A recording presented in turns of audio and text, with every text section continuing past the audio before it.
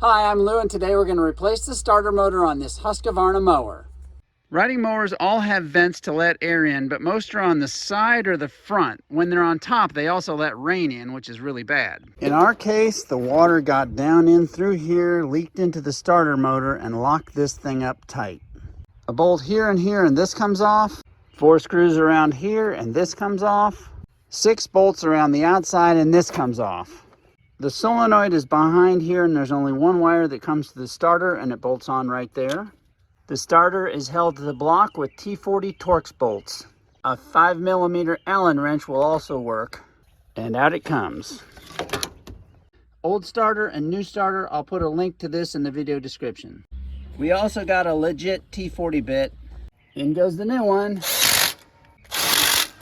And our power wire. We had a dead battery, so we're jumping it, and a little starting fluid never hurt anyone. Here we go. Thanks for watching, and here's a link to my other mower videos.